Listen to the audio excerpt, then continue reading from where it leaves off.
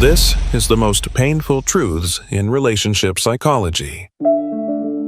People leave mentally long before they leave physically. Think about the moment a breakup finally happens. One person is usually blindsided, heartbroken. The other? They often seem eerily calm, detached, like they're just going through the motions. Why the massive difference?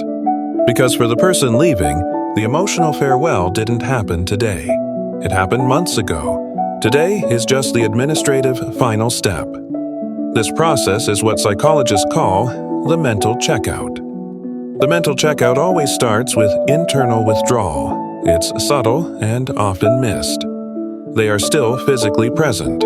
They still share the bed. They still eat dinner with you, but their emotional investment has been pulled. They stop seeing the relationship as a problem to be solved and start seeing it as a problem to be endured. How do you see this show up? They stop arguing. They stop trying to fix the small things. The emotional friction fades because they simply don't have the energy to fight for a future they've already decided isn't happening. They used to try and talk things out, but now they just give up immediately. They stop sharing the details of their day, the good, the bad, the vulnerable stuff, and start seeking connection, validation, and comfort in other areas. Their work, their friends, a new hobby. That emotional wall they are building is the foundation of their eventual exit.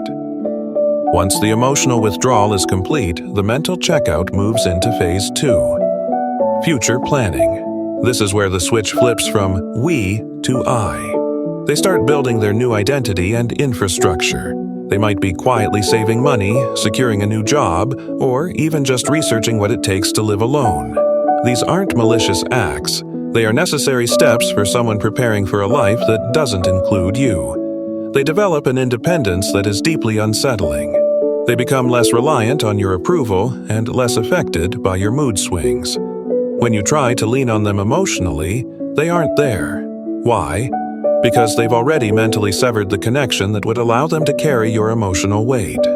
They've already grieved the loss internally, which is why they appear so resilient when the official end comes. So, what is the lesson here? It's not to panic every time your partner is quiet. The lesson is to recognize that relationships don't end overnight. They end slowly, piece by emotional piece. My advice for spotting a mental checkout is this. First, look for the decline in conflict. If they go from being deeply upset about a problem to just shrugging it off, that's a red flag. It shows a lack of investment. They don't care about solving the problem anymore because they've already decided to exit the situation. Second, and most crucial, ask a high-stakes future question.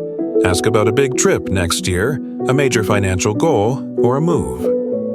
If their response is vague, non-committal, or if they reflexively respond with I statements instead of we statements, their head is likely already out of the door. You can't stop someone from leaving, but you can choose to be present and honest about the emotional distance. If you see the signs of a mental checkout, it's time to have an honest conversation about the health of your relationship. Let me know your thoughts in the comments. I'll see you in the next video.